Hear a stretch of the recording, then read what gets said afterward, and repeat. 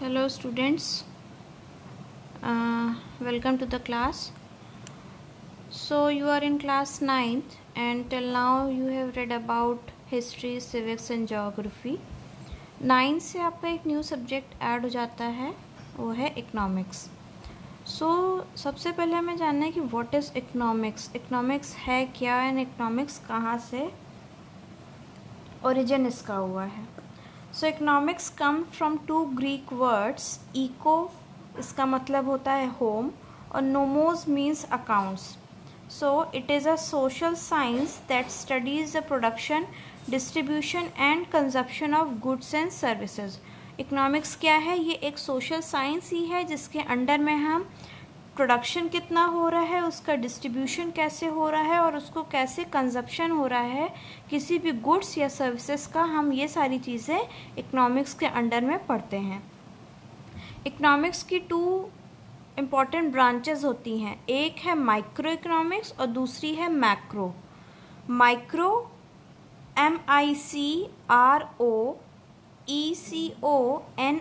MICROECONOMICS micro economics. इसके under में हम कोई भी चीज़ छोटी यूनिट में पढ़ते हैं, कोई एक स्पेसिफिक चीज़ के बारे में. जैसे आपके घर में भी एक अमाउंट बनता होगा या लिस्ट बनती होगी कि आपने कितने पैसे कहाँ पे खर्च किए, या जो छोटी शॉप्स होती होंगी, जो स्मॉल स्केल इंडस्ट्रीज़ या मैन्युफैक्चरिंग शॉप्स होती होंगी, वहाँ पे कैसा अकाउंट्स है, उसको हम लोग ये सारी चीज़ें किसके अंडर में पढ़ेंगे? माइक्रो इकोनॉमिक्स के अंडर में. और मैक्रो इकोनॉमिक्स के अंडर में क्या पढ़ेंगे? Macro MACROECONOMICS macro economics. इसके अंडर में हम किसी भी इकोनॉमी के बारे में बड़े लेवल पे पढ़ेंगे. जैसे किसी कंट्री के बारे में या वहाँ की वेल्थ कैसी हो रही है उसके बारे में. किसी ग्लोबल नेशन और रीजनल और सिटी लेवल के ऊपर हम जब पढ़ेंगे तो वो मैक्रो लेवल के अंडर में पढ़ेंगे. ओके, सो अब इसके बाद हम लोग चैप्टर स्टार्ट करते हैं. इकोनॉमिक्स में आपके 4 चैप्टर हैं. इकोनॉमिक्स के आपके 4 चैप्टर्स हैं. First is the story of village Palampur. Second chapter है people as a resource. Third chapter poverty as a challenge and fourth is food security in India. So first chapter अब हम लोग आज start करेंगे, the story of village Palampur. ये एक story है, एक विलेज है पालमपुर, उसके बारे में कि वहाँ पे कैसी इंडस्ट्रीज़ हैं, कैसे वहाँ के लोग अपने सर्वाइवल के लिए क्या प्रोडक्शन होता है, कैसे उसका कंजप्शन होता है, कौन कौन सी सर्विसेज हैं कि वहाँ के लोग उसमें इन्वॉल्व हैं और अपनी डेली ऑक्यूपेशन को वहाँ पे इनकम रेज करते हैं. Okay, so first line is the purpose of the story is to introduce some basic concept relating to production and. So सबसे पहले इस स्टोरी का क्या मोटिव है कि इसके बारे में बताना कि प्रोडक्शन के बारे में, व्हाट इज़ प्रोडक्शन और प्रोडक्शन कैसे होता है, जो विलेज लाइफ होती है या किसी भी जगह की पर्टिकुलर चीज़ें जिसको हम लोग कैसे ऑक्यूपेशन रेज करते हैं उसके बारे में. तो पालमपुर विलेज की सबसे इम्पॉर्टेंट फार्मिंग कौन कौन सी एक्टिविटी है? इसमें फार्मिंग सबसे मेन एक्टिविटी है पालमपुर की. वहाँ के लोग जो भी इनकम रेज करते हैं वो फार्मिंग के थ्रू सबसे ज़्यादा रेज करते हैं. Whereas some several other activities such as small scale manufacturing, dairy, transport etcetera. Farming के साथ साथ, फार्मिंग तो एक मेन एक्टिविटी है, ये साथ में कुछ स्मॉल स्केल इंडस्ट्रीज़ भी हैं, मैन्युफैक्चरिंग यूनिट भी है. वो कौन कौन सी है? डेयरी हो गई, ट्रांसपोर्ट हो गया एक्सेट्रा. ये सारी चीज़ें छोटे लेवल पे पालमपुर विलेज में इफ़िशिएंट है, लोग इस पे भी काम करते हैं.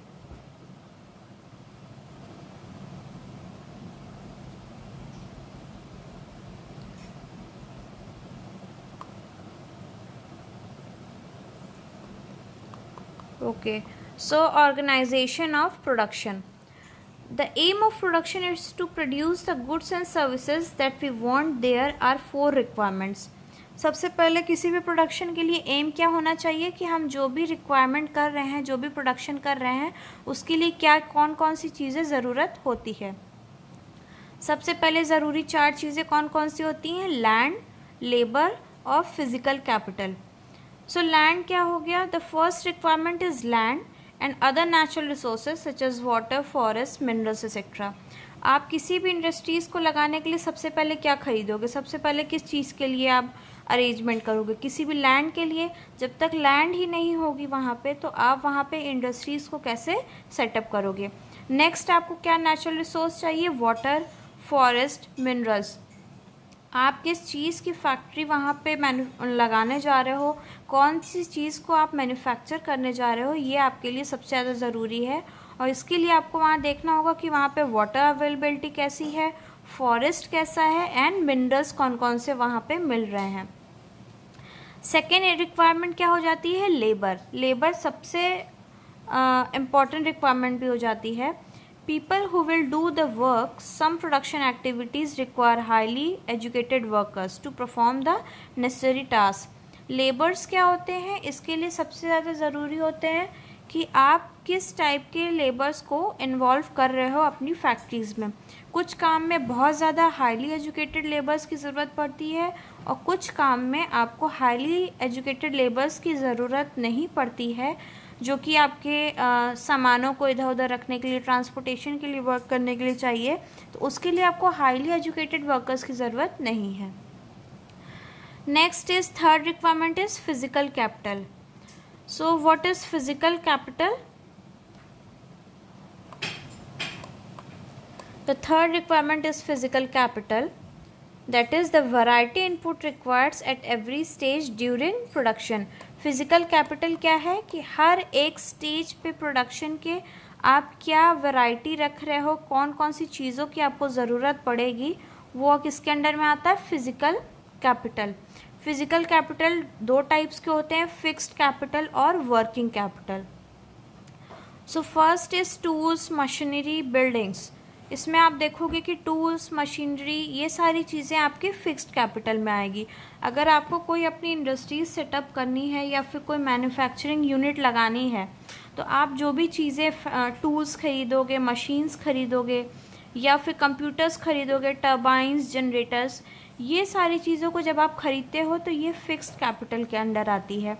क्योंकि जब ये सारी चीज़ें के ऊपर आप पैसे लगाते हो तो आपको इस पे रोज़ रोज़ डेली बेसिस पे पैसे नहीं लगाने हैं। आप एक बार अगर ये सारी चीज़ें खरीद लिए तो ये आपके पास लाइफ लॉन्ग रहती है। इसके लिए आपको सिर्फ इसकी मेंटेनेंस के लिए अगर आपको खर्च करना पड़े तो पैसे लगाने होंगे। अदरवाइज़ जो आपके पास जो भी चीज़ें आ गई हैं, जो भी मशीनरी आ गई है, वो आपकी फिक्स्ड कैपिटल में अंडर हो जाती है। Then next is working capital. Working capital क्या होता है? Raw materials and money in hand. जो भी रॉ मटेरियल्स या जो पैसे हो गए वो आपके वर्किंग कैपिटल हैं, जो आपके डेली बेसिस पे लगते हैं। अगर आपने किसी मिल्क या फिर कोई पनीर या डेयरी प्रोडक्ट्स की आपने फैक्ट्री को खोला है, तो आपको उसके लिए डेली बेसिस पे रॉ मटेरियल चाहिए। आपको milk as a raw material चाहिए जो आपको डेली परचेज करना होगा। या फिर और भी बहुत सारी चीज़ें हैं जैसे वेजिटेबल्स वगैरह। अगर आपने कोई रेस्टोरेंट्स ओपन किया है या कोई अदर चीज़ें ओपन की हैं, तो ग्रॉसरी शॉप वगैरह हो गई जहाँ पे ब्रेड हो गया, डेयरी प्रोडक्ट्स हो गया जो डेली बेसिस पे आता है, या फिर जो भी आपके राइस, वीट, ये सारी चीज़ें हो गई जो आपको डेली बेसिस पे बाय करनी रहती है। रेस्टोरेंट्स वगैरह बिजनेस में आपने जो भी वहाँ पे चेयर, टेबल एंड ऑल खरीद लिया, ये आपके फिक्स्ड कैपिटल में हो जाएगा। बट जो डेली बेसिस पे आप vegetables, milk, food, meat, egg, ये सारी चीज़ें जो आप ले रहे हो, ये आपके किसके अंडर में आ जाएगी? Raw material. That is working capital, जो जहाँ पे आपको डेली पैसे लगाने हैं, और फिक्स कैपिटल में सिर्फ आपको एक बार पैसे लगाने हैं। ओके, सो सबसे पहले क्या हो जाएगा? लैंड आपका फिक्स्ड कैपिटल हो जाएगा।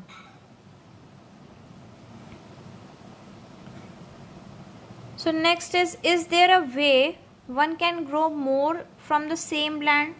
बहुत सारी आजकल टेक्निक्स हो गई हैं जिसमें हम एक ही लैंड पे अलग अलग चीज़ों को ग्रो कर सकते हैं। हम लोग एक ही जगह पे अलग अलग चीज़ों को ग्रो कर सकते हैं और अलग अलग सीज़न में। से बहुत सारी क्रॉप्स का अलग अलग सीज़न होता है। All land is cultivated in Palampur, no land is left idle. जितनी भी लैंड पालमपुर विलेज में है वहाँ पे सब लैंड पे कोई ना कोई क्रॉप को ग्रो किया जाता है। किसी भी लैंड को आइडल नहीं छोड़ा जाता है। ड्यूरिंग रेनी सीजन खरीफ फार्मर्स ग्रो ज्वार। रेनी सीजन में खरीफ सीजन होता है, वहाँ पे फार्मर क्या ग्रो करते हैं? ज्वार और बाजरा। Then it is followed by cultivation of potatoes between October and December. अक्टूबर से दिसंबर के बीच में क्रॉप्स कौन कौन से ग्रो होते हैं? विंटर सीजन में इसको रबी बोलते हैं और इसमें सबसे ज़्यादा क्या क्रॉप ग्रो होता है? Wheat. From wheat production farmers keep enough wheat for the family's consumption and sell the surplus wheat consumption and sell the in the market at Raiganj. Raiganj उनके विलेज के पास में एक अर्बन मार्केट है। जो भी यहाँ के लोग प्रोडक्शन करते हैं वो सबसे पहले अपनी फैमिलीज़ के लिए रखते हैं और उसके बाद जो सरप्लस प्रोडक्शन होती है उससे ज़्यादा वो रायगंज में ट्रांसपोर्टेशन के थ्रू भेज के उसको सेल कर देते हैं। At part of the land area is also devoted to sugarcane which is harvested only once every year. So कुछ land का portion किसमें involve है? Sugarcane which is harvested once every year.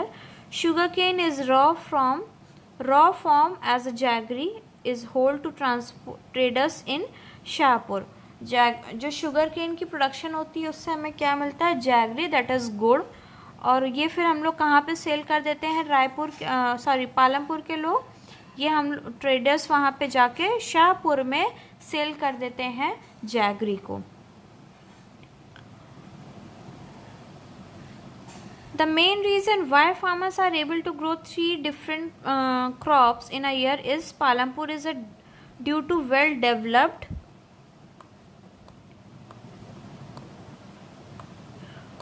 Developed system of irrigation. अलग अलग types की farming Palampur में क्यों possible है? क्योंकि यहाँ पे जो भी इरिगेशन सिस्टम है, जो वाटर जो सबसे ज़्यादा ज़रूरी है किसी भी प्रोडक्शन के लिए, वो यहाँ पे बहुत ही वेल डेवलप है।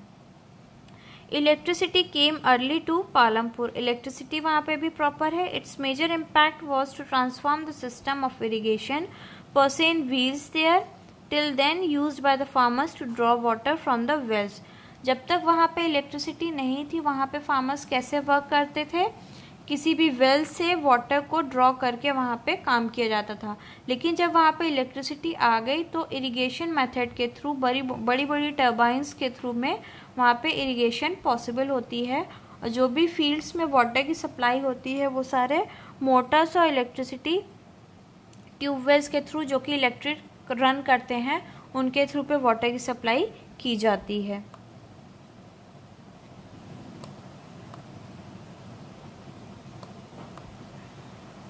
Next is your